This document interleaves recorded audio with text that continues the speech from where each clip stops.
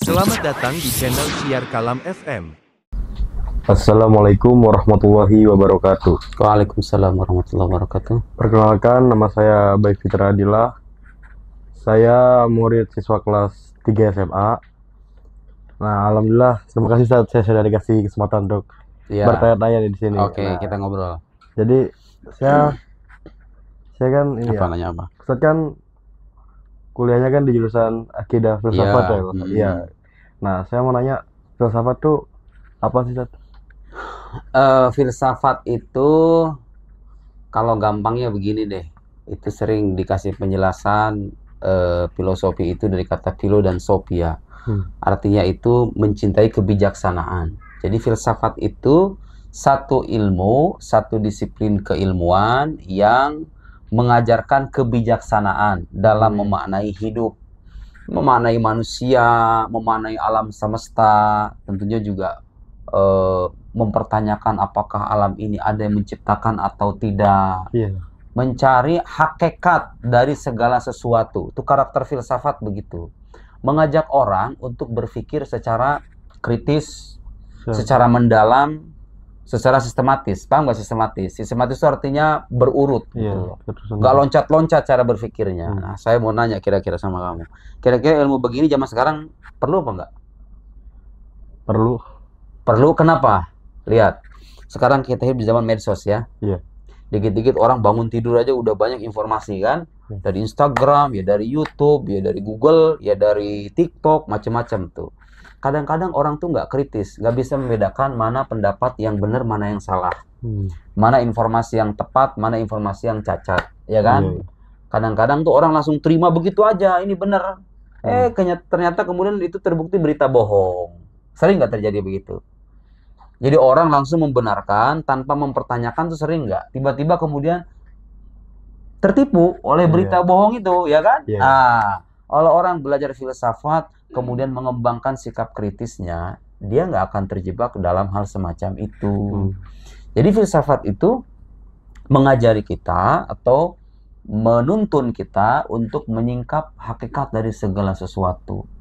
Mempertanyakan hal-hal yang sifatnya mendasar. Contoh misalnya, sekarang misalnya kita beragama nih sebagai muslim. Agama itu apa sih? Nah kan, itu contoh pertanyaan filsafat kayak begitu. Gunanya agama ini apa? Gitu loh. Kita ini sebagai muslim apa masih penting beragama apa enggak? Lihat, pertanyaan kayak gitu tuh. Terus katanya ada nabi. Beneran emang ada namanya nabi? Nabi itu apa? Terus kalau kita sekarang bicara alam semesta. Alam semesta ini hakikatnya apa ya? Masa yang kita lihat doang gitu loh. Ada nggak sih sesuatu yang tidak terlihat di alam semesta ini? Itu paham nggak? Atau pertanyaan lebih jauhnya, ada nggak sih penyebab utama di balik alam semesta ini? Kalau dia ada, siapa ya dia itu? Tuh. Itu contoh-contoh pertanyaan yang menggunakan logika. Pertanyaan-pertanyaan yang menjadi bahan perdebatan banyak orang sepanjang zaman. Nah, filsafat itu berusaha untuk menuntun kita untuk menjawab pertanyaan-pertanyaan semacam itu. Jadi intinya filsafat itu ilmu yang mengajarkan tentang atau menuntun kita untuk melihat hakikat dari segala sesuatu. Jadi filsafat itu dia buat kita mikir biar nggak gampang ketipu gitu sama berita-berita. Di antaranya begitu, supaya kita tumbuh sebagai orang yang dewasa dalam berpikir. Termasuk ilmu logika itu bagian dari filsafat. Ilmu logika itu yang mengajari kita bagaimana caranya berargumen, membantah pikiran orang secara logis, secara sistematis. Ya itu tuh bagian dari filsafat. Kalau orang bicara tanpa logika kan pada akhirnya akan ngaco cara ngomongnya. Tapi sekarang begini, ada fenomena di mana orang tuh mempelajari filsafat tapi kemudian terjatuh dalam pikiran-pikiran yang sesat, ya kan?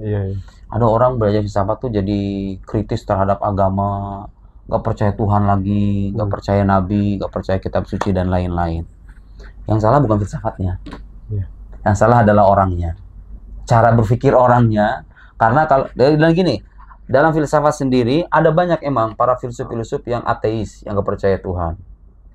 Ada juga filsuf yang beriman, ada juga. Jadi banyak nih aliran dalam filsafat itu, macam-macam. Nah, kita sebagai orang beragama, tinggal dipilih aja mana filsafat yang kira-kira bermanfaat, yang tidak bertentangan dengan ajaran agama kita, mana yang harus kita tolak. Jangan dibilang semuanya sesat. Iya. Jadi antara pikiran para filsuf itu ada yang bermanfaat, ada yang masuk akal, bahkan ada yang bisa memperteguh keimanan kita. Ada juga di antaranya itu yang bertolak belakang dengan apa yang kita yakini. Iya. Kayak misalnya ada filsafat yang mengatakan bahwa segala sesuatu yang ada itu yang terlihat oleh panca indera aja. Iya. Berarti kalau nggak bisa terdeteksi oleh panca indera, berarti dia nggak ada. Berarti kalau gitu Tuhan nggak ada dong, kan?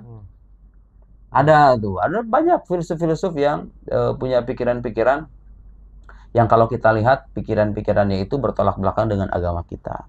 Nah, sikap kita sebagai pelajar harus bisa menyeleksi. Makanya saya sering bilang, sebelum orang belajar filsafat itu kalau bisa dalami dulu ilmu akidah. Karena itu fondasi. Dalami dulu ilmu logika. Karena itu fondasi dalam berpikir, akidah fondasi dalam berkeyakinan. Paham nggak? Iya. Jadi kalau orang cara berpikirnya sudah matang, akidahnya sudah mantap, iblis sekalipun datang nggak akan dia terpengaruh dengan pikiran-pikiran yang aneh itu. Iya. Nah, sekarang yang terjadi itu, orang-orang yang suka tersesatkan dengan pikiran-pikiran para filsuf itu biasanya nggak punya guru yang benar. Logikanya masih rapuh, akidahnya masih lemah, tapi udah baca bukunya Bertrand Russell, bukunya Heidegger, bukunya Immanuel Kant, René Descartes, filsuf-filsuf barat itu. Biar terlihat keren, biar terlihat keren, padahal cara belajar yang benar itu bukan dengan banyak membaca, tapi harus membaca dengan cara yang tepat, secara bertahap. Dalami dulu yang dasar-dasar, baru nanti loncat ke buku-buku yang tebal itu. Kalau di Indonesia itu ada novel filsafat itu, mungkin bisa tuh jadiin bahan. Ada buku Dunia Sopi itu, itu semacam novel. Ya, buku-buku pengantar, mungkin kalau selebihnya saya bahasa Arab, baca buku bahasa Arab, filsafat bahasa Arab. Tapi ya bahasa Indonesia itu diantara yang mungkin menceriakan gitu pemaparannya, itu mungkin diantaranya. Sama ini saya pernah baca buku filsafat itu. Memang benar filsafat itu awal dari segala ilmu. Iya, benar. Filsafat itu sering disebut dengan the mother of science. Dulunya itu ilmu psikologi, biologi, matematika, ilmu-ilmu yang sekarang bercabang-cabang itu, dulunya itu dari filsafat. Karena dulu itu begini, filsafat itu membahas segala hal, hakikat dari segala sesuatu. Iya. Manusia itu dikaji sebagai manusia, ya sisi psikologisnya, ya tubuhnya, ya kan. Kemudian alam semesta juga begitu, dilihat asal usulnya, alam semesta semuanya. Cuma makin ke sini banyak spesialisasi kan. Kecenderungan orang tuh udah mulai mengarah mengkerucut ya kan. Kalau mengkaji manusia, ada yang mengkaji manusia dari sisi sosialnya. Muncullah ilmu misalnya sosiologi. Ada yang mengkaji manusia dari sisi psikologisnya, kejiwaannya doang yang dikaji nih. Muncul psikologi. Jadi bercabang-cabang tuh. Dulunya itu filsafat itu menjadi hidup dari semua ilmu. Karena dia itu mempertanyakan hal-hal yang mendasar dari segala sesuatu. Sekarang kalau misalnya belajar manusia nih, dalam filsafat itu, manusia itu hakikatnya apa? Bagaimana hubungan manusia dengan makhluk yang lain di alam semesta ini? Itu kan pertanyaan mendasar tuh. Terus bagaimana caranya supaya kita menjadi makhluk yang berperan penting dalam kehidupan di dunia ini? Kaitannya dengan makhluk-makhluk yang lain dalam memakmurkan alam semesta misalnya. Muncullah nanti filsafat lingkungan, ya kan? Filsafat itu jadi begitu. Selalu mempertanyakan hal-hal yang mendasar. Sekarang kalau misalnya kita punya pengetahuan nih, kamu tahu sesuatu kan? Iya, tahu. Saya juga tahu sesuatu. Kalau filsafat itu karakternya berpikirnya secara mendasar. Pengetahuan itu apa? Bagaimana manusia bisa mengetahui? Perantara lahirnya pengetahuan itu apa aja? Membedakan mana pengetahuan yang benar, mana yang salah itu gimana caranya? Itu filsafat begitu. Nah, filsafat itu karakternya kritis, mendalam. Kalau nggak ada panduannya, kadang-kadang orang tuh kepleset. Itu sebabnya kenapa orang suka tersesat itu. Mempertanyakan segala hal, kalau nggak ada panduan agamanya, kadang-kadang dia terjebak dalam pikiran yang salah. Nah, gimana caranya supaya kita terhindar? Ya kita harus paham ilmu agama. Ya, harus. Makanya jangan mempelajari itu, pelajaran filsafat yang berat-berat itu, sebelum kita memantapkan dasar-dasar agama. Makanya jurusan saya itu namanya akidah filsafat. Sebagai isyarat bahwa akidahnya dulu didalamin, baru filsafat. Jangan dibalik. Baca filsafat, tapi akidahnya sendiri masih rapuh. Nah, itu nanti pada akhirnya ya begitu. Sok-sok kritis, ya kan. Kemudian sok-sok pengen beda dari yang lain. Nah, tapi kalau kita paham ilmu agama dengan baik, kemudian setelah itu kita mendalami filsafat dari pintu yang tepat, Filsafat itu justru bermanfaat gitu untuk mengokohkan keimanan, mengoreksi cara berpikir, mendewasakan mental kita sebagai manusia begitu, mematangkan visi hidup kita, banyak hal yang bisa kita dapat. Gitu. Kalau menurut Ustaz, anak muda itu kayak remaja-remaja gitu, penting nggak belajar ilmu filsafat gitu? Penting, paling tidak logika aja.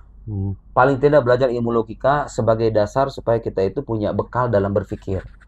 Nah, kalau yang lain-lain nantilah belakangan. Buku-bukunya filsuf-filsuf barat itu nanti bisa belakangan. Belajar ilmu logika dulu. Bagaimana caranya merangkai argumentasi, merangkai definisi. Atau baca buku-bukunya dalami dulu ilmu-ilmu akidah gitu ya. Ilmu-ilmu keislaman, secara khusus ilmu akidah. Belajar ilmu akidah, belajar logika dulu, baru nanti mengakses buku-buku filsafat. Tentu dengan guru ya. Kalau bisa harus ada guru supaya kita ketika dalam keadaan bingung ada tempat bertanya, gitu ya. Jadi agama itu nggak menghalangi kita untuk berpikir, tapi yang dituntun oleh agama adalah kita berpikir dengan cara yang benar, gitu ya. Saya kira begitu. Nah, jadi kurang lebih cuma itu aja pertanyaan tentang filsafat. Jadi, bagus. Jadi semoga bermanfaat bagi orang-orang yang pengen belajar ilmu filsafat biar nggak salah pilih gitu. Sekian, terima kasih. Assalamualaikum warahmatullahi wabarakatuh. Waalaikumsalam warahmatullahi wabarakatuh.